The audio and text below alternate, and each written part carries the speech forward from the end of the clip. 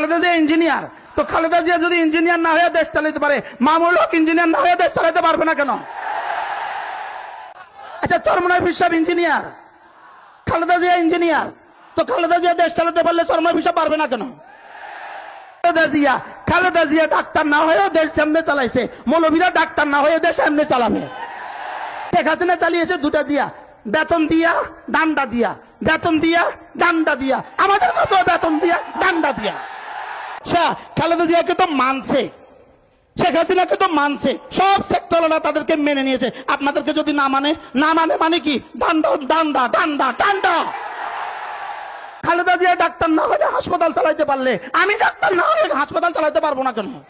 এখন নতুন করে আমাদের উপর প্রশ্ন তোলে, আচ্ছা যদি ইসলামী হুকুমত কায়েম হয়, আগামী নির্বাচনের পরে যদি বাংলাদেশে ইসলামী হুকুমত কায়েম হয়, ইসলামীরা যদি বাংলাদেশে ক্ষমতা আসে, এরা মেডিকেল চালাবে কিভাবে?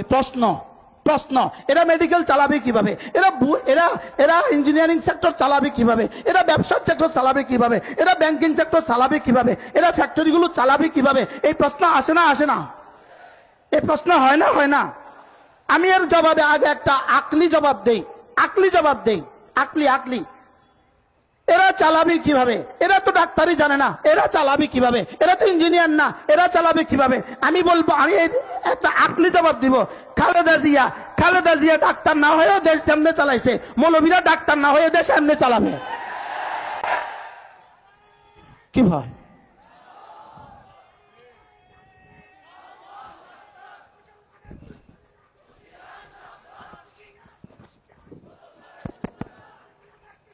খালেদা জিয়া ডাক্তার, হাও কোন নাও কোন, তো ডাক্তারি সেকশনটা পুরোটা চলছে না বলেন? কেমনে চালাইছে? খালেদা জিয়া ডাক্তার না, ডাক্তার চালাইছে। তো খালেদা জিয়া ডাক্তার না হয়ে হাসপাতাল চালাইতে পারলে, আমি ডাক্তার না হয়ে হাসপাতাল চালাইতে পারবো না কেন? আচ্ছা, এবার খালেদা জিয়া ইঞ্জিনিয়ার, হ্যাঁ, খালেদা জিয়া ইঞ্জিনিয়ার, তো খালেদা জিয়া যদি ইঞ্জিনিয়ার না হয়ে দেশ চালাতে পারে, মামুনুল হক ইঞ্জিনিয়ার না হয়ে দেশ চালাতে পারবে না কেন? কি ভাই?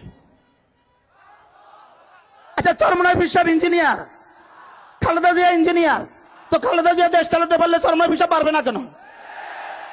এবার নতুন প্রশ্ন ছুড়ে দিয়েছে, খালেদা জিয়া চালায় নাই, চালিয়েছে, নিজে চালায় নাই, চালিয়েছে, নিজে পারে না, পারিয়েছে। আপনারা তো পারেন না, পারবেন না, আমরা পারবো না কেন? প্রশ্ন, খালেদা জিয়া চালিয়েছে কি দিয়া? খালেদা জিয়া চালিয়েছে দুটা দিয়া, শেখ হাসিনা চালিয়েছে দুটা দিয়া, বেতন দিয়া ডান্ডা দিয়া, বেতন দিয়া ডান্ডা দিয়া, আমাদের কাছেও বেতন দিয়া ডান্ডা দিয়া। কি ভাই, সহজ না কঠিন বিষয়টা? বলেন কি দিয়া চলবে? বলেন কি দিয়া? জোরে বলেন। বেতন দিয়া আর কি দিয়া? তো বেতন দিয়া ডান্ডা দিয়া খালেদা জিয়া চালাইতে পারলে আমরা পারবো না কেন?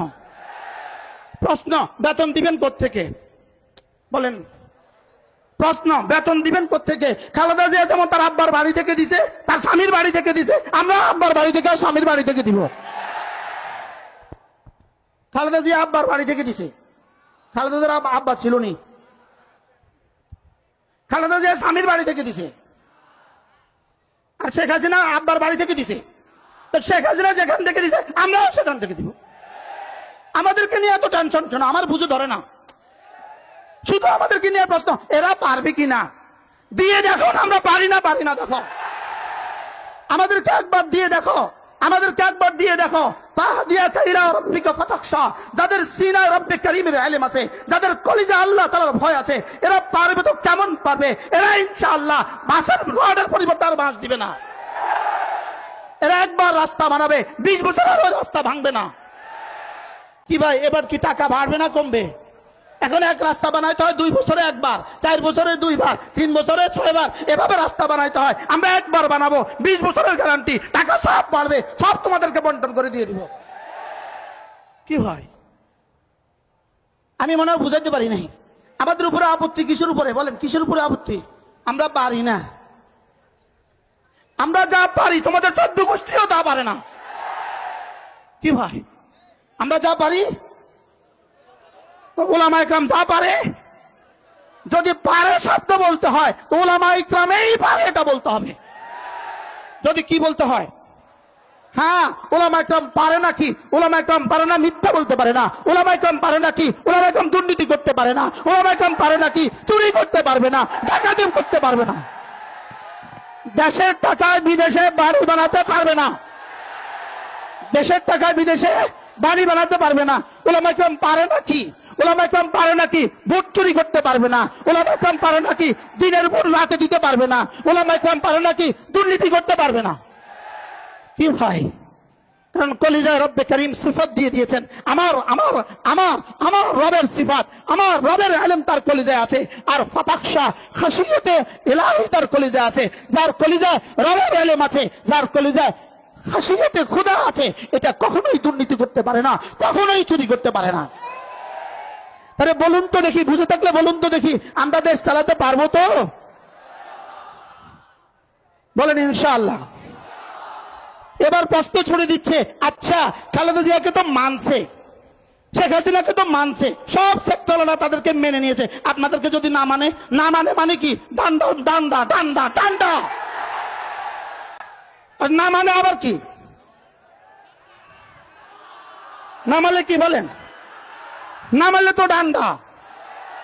আমাদেরকে প্রশ্ন করে আপনারা পারবেন তো, ওরা মানবে তো আপনাদেরকে, সচিবরা আপনাদেরকে মানবে তো, মাইনা আব্বাও ডাকবো, দিয়ে দেখেন না, মানে না মানে না। কি হয়, হযরত মূসা আলাইহিস সালাম ফেরাউনের কাছে গিয়ে কি বললেন, তুমি কি চাও আমি তোমাকে তাজকিয়া করে দিব? সুবহানাল্লাহ।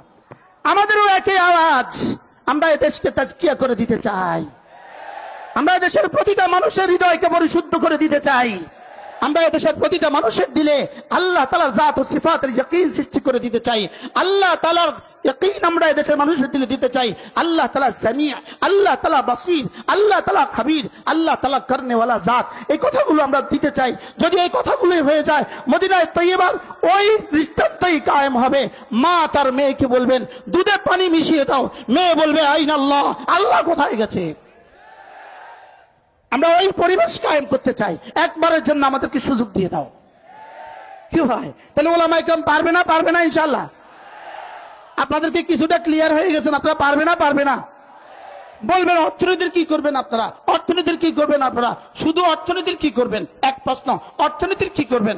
আবার কয় অর্থনীতির কি করবেন? আমরা বলি মুচি মুচির জায়গাত অর্থনীতি কামাবে, কুলি কুলির জায়গাত কামাবে, ড্রাইভার ড্রাইভারের জায়গাত কামাবে, চাকরিজীবী চাকরিজীবী জামাত কামাবে, ফ্যাক্টরিওয়ালা ফ্যাক্টরির জায়গাত কামাবে, বিদেশিরা বিদেশিরা কামাবে, যে যেখানে আছে সেখানেই থাকবে, শুধু সম্পদের সুষম বন্টন করা হবে। কি ভাই, আমরা যদি বলতাম, ইসলাম যদি বলতো সব সেক্টরে কামাই করা বন্ধ করে দাও, তো প্রশ্ন হইতো দেশ চলবে কিভাবে? তাহলে দেশ এখন কেমনে চলে? একজনের পয়সা চলে না, সকলের পরিশ্রমে চলে। তাহলে শ্রমিকের শ্রম নিশ্চিত করা হবে। শ্রমিকের শ্রম কি করা হবে বলেন? শ্রমিকের শ্রম নিশ্চিত করা হবে, শ্রমিকের পারিশ্রমিক নিশ্চিত করা হবে, ব্যবসায়ীর ব্যবসাতে নিরাপত্তা নিশ্চিত করা হবে।